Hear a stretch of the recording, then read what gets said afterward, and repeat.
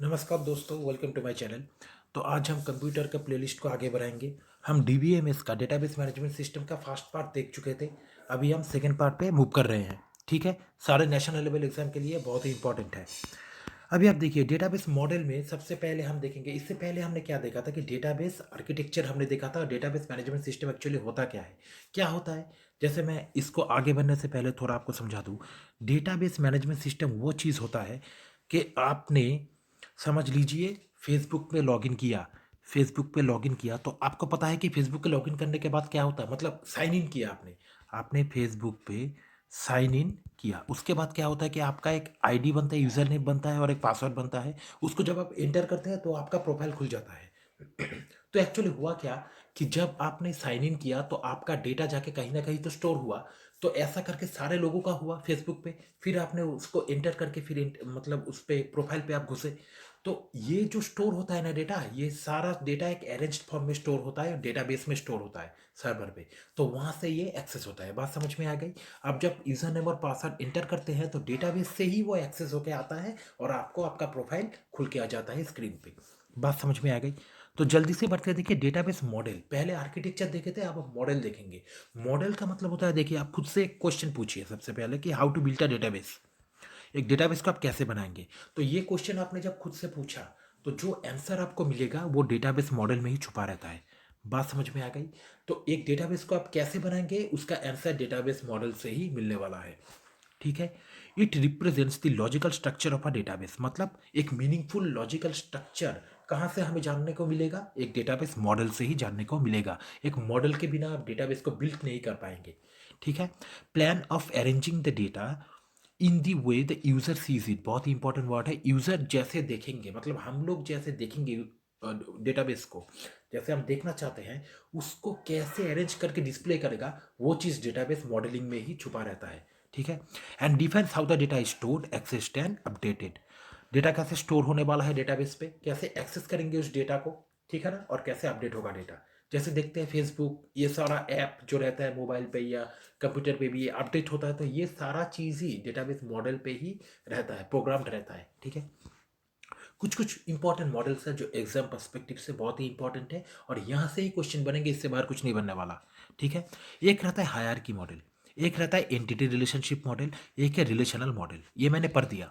Hierarchy model का मतलब क्या होता है, देखिए, हायरार्की बात का मतलब ये होता है, बायोलॉजी में हम लोग पढ़े थे। हायरार्की का मतलब ये होता है पेरेंट टू सन या डॉटर, फिर नेक्स्ट जनरेशन, नेक्स्ट जनरेशन, ऐसे ऐसे करके, मतलब ऐसे ऐसे करके एक पूरा हायरार्की बन जाता है ना।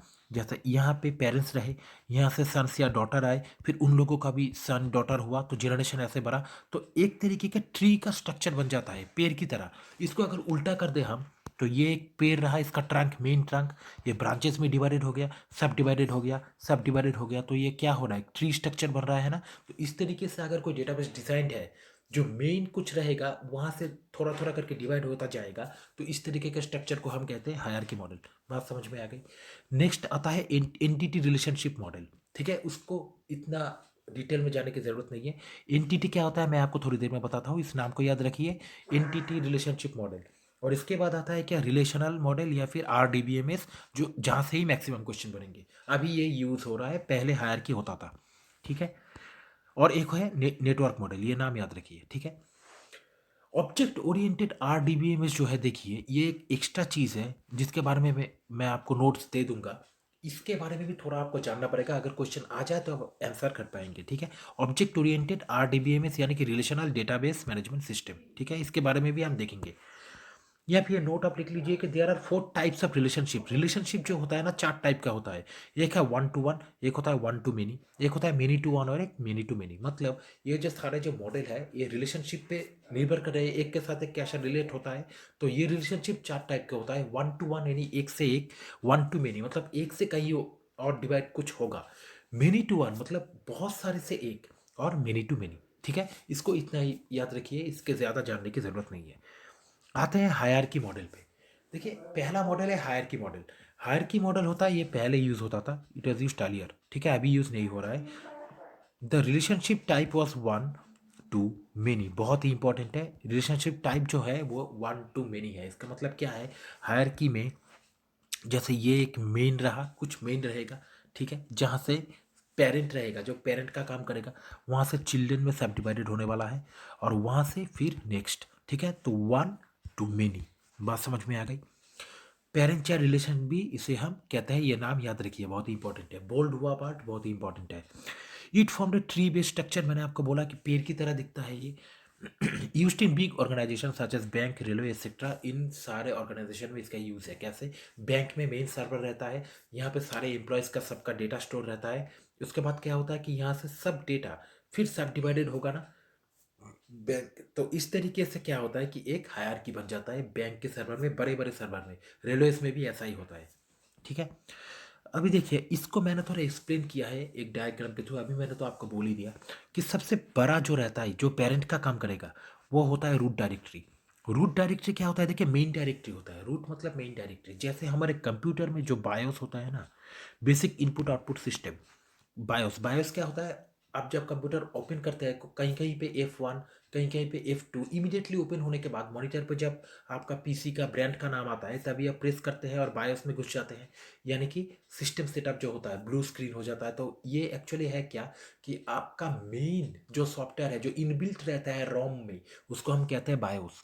बायोस भी एक तरीके का रूट डायरेक्टरी है। मतलब इस बायोस के बिना कंप्यूटर ऑन ही नहीं होने वाला। इसको आप अपडेट भी कर सकते हैं, यहाँ पे चेंजेस भी कर सकते हैं। ये एक मेन सॉफ्टवेयर का काम करता है। फिर जब हम XP या फिर बाकी सारे ऑपरेटिंग सिस्टम जो है विंडोज़ का, वो सब इंस्टॉल करके काम करते हैं, लेकिन मेन जो है वो है बायोस। तो बायोस एक रूट डायरेक्टरी का ही एग्जाम्पल होता है, मेन डायरेक्टरी। तो यहाँ से स्टार्ट हुआ। डेटाबेस में भी एक रूट डायरेक्टरी मेन जगह रहेगा, उस डायरेक्टरी से सब डिवाइड होगा, डेटा इंफॉर्मेशन सब डिवाइड होके सब डायरेक्टरी में आएगा, छोटा होके, ठीक है। इन सब को कहते हैं हम सब डायरेक्टरी, ठीक है। इसके बाद ये भी सब डिवाइडेड होगा और भी डायरेक्टरीज में डिवाइड होगा। तो आप देखिए, एक पेड़ की तरह दिख रहा है ना, इसको अगर उल्टा कर दे तो, इसीलिए ये एक हायरार्की मॉडल के डिजाइन को रिप्रेजेंट करेगा, ठीक है। इतना इनफ है। इसके बाद आता है RDBMS, यानी कि रिलेशनल डेटाबेस मैनेजमेंट सिस्टम का मॉडल। देखिए, ये करंट मॉडल है, ये ही यहाँ से ही क्वेश्चन बनेंगे, ध्यान से समझिएगा।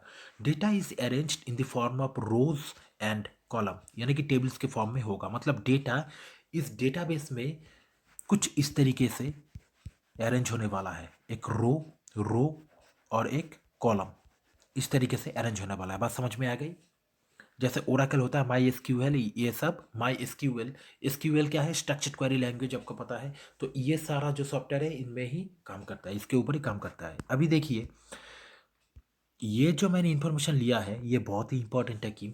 क्योंकि यहाँ से क्वेश्चन डायरेक्टली पूछ लेता है। आप समझिए, अगर ये मैंने डेटाबेस का एक फाइल समझ लिया, बात ध्यान को समझिए। ये जो टेबल आपको दिख रहा है, पूरा टेबल, पूरा टेबल ये जो आपको दिख रहा है, एक सेकेंड, पूरा टेबल ये जो आपको दिख रहा है, इसको अगर मैंने एक फाइल समझ लिया, इसको अगर मैंने एक फाइल समझ लिया, जो फाइल एक एक एक एक करके बहुत सारा फाइल डेटाबेस को बनाएंगे, ठीक है। तो इनमें से एक फाइल अगर ये है, तो फाइल में डेटा स्टोर होता है ना, तो इस डेटा को हम इस सेल्स की, सेल्स मतलब होता है ऐसे ऐसे बॉक्स, सेल, CELLS, इस सेल्स की तरफ से रिप्रेजेंट करेंगे। तो ये सेल बना कैसे? रो और कॉलम से। रो कौन सा वाला है? ये जो आपको दिख रहा है, ये एक रो है, ये एक रो है ना, ये सारे रोज हैं। और कॉलम क्या होता है? ये होता है एक कॉलम, ये हो गया दूसरा कॉलम, ठीक है ना। तो ये जो रो बने, ये जो रो बने, इन रो को हम DBMS में कुछ नाम से जानते हैं, बहुत ही इंपॉर्टेंट है। सबसे पहला होता है, इसे हम रिकॉर्ड कह सकते हैं, इसे हम रोस डायरेक्टली कह सकते हैं, या फिर इसे हम टपल कह सकते हैं।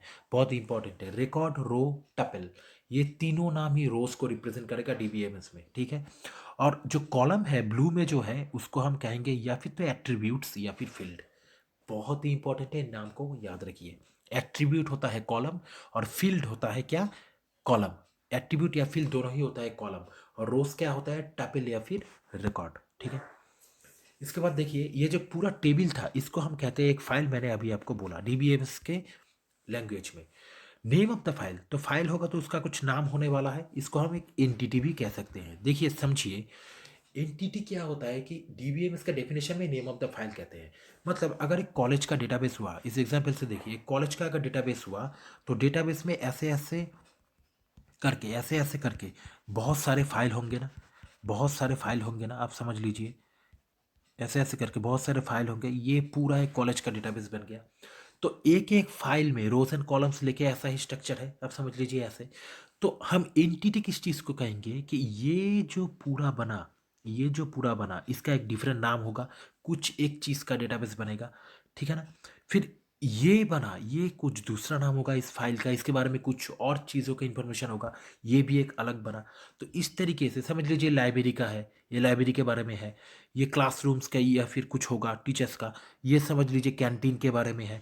तो कुछ भी हो, ये पूरा एक कॉलेज का डेटाबेस है, यहाँ पे ये सारे सब डिवाइडेड है। तो एक एक जो फाइल का नाम होगा, नेम ऑफ द फाइल, उसको हम कहेंगे एंटिटी। मतलब यहाँ पे अगर कैंडिडेट हुआ या फिर टीचर हुआ या फिर कैंटीन हुआ, जो मैंने अभी बोला, ये एक एक चीज़ का था। क्या होता है कि हम एक एंटिटी बोल सकते हैं, जैसे कि क्लासरूम हो गया, स्टूडेंट हो गया, टीचर हो गया। बात समझ में आ गई। अभी आप देख लीजिए, इतना ही इम्पोर्टेंट है। इसके बाद में जो रहेगा, जो टर्म्स रहेंगे, मैं धीरे धीरे करते करवाता रहूँगा, ठीक है। इस हायरार्की को आप मार्क कर लीजिए, डायरेक्टली क्वेश्चन में आएगा, डायरेक्टली आएगा। हायरार्की मतलब ऑर्डर, डेटा जो स्टोर होता है छोटा से बड़ा, असेंडिंग ऑर्डर, असेंडिंग ऑर्डर है ये एक एक सेकेंड, ये एक असेंडिंग ऑर्डर है, असेंडिंग ऑर्डर है, छोटा से बड़ा डेटा कैसे स्टोर होता है, ठीक है।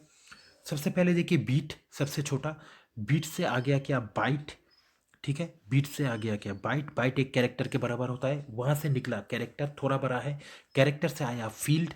फील्ड एक्चुअली क्या है, आप बोलिए। फील्ड है कॉलम के रूप में, कॉलम्स में जो डेटा स्टोर होता है। उसके बाद आ गया क्या, रिकॉर्ड। और रिकॉर्ड से फाइल, फाइल से डेटाबेस। ये ऑर्डर आपको याद रखना है। रिकॉर्ड हो गया रो, मतलब बीट सबसे छोटा, उससे बड़ा बाइट, उससे बड़ा कैरेक्टर, कैरेक्टर से बड़ा फील्ड, फील्ड से रिकॉर्ड, रिकॉर्ड से फाइल, फाइल से अल्टीमेटली डेटाबेस। बात समझ में आ गई। इतना ही इंपॉर्टेंट था और इतना ही था इस वीडियो में। इसके बाद हम नेक्स्ट को देखते हैं, आप लोग नोट करते रहिए। Thank you.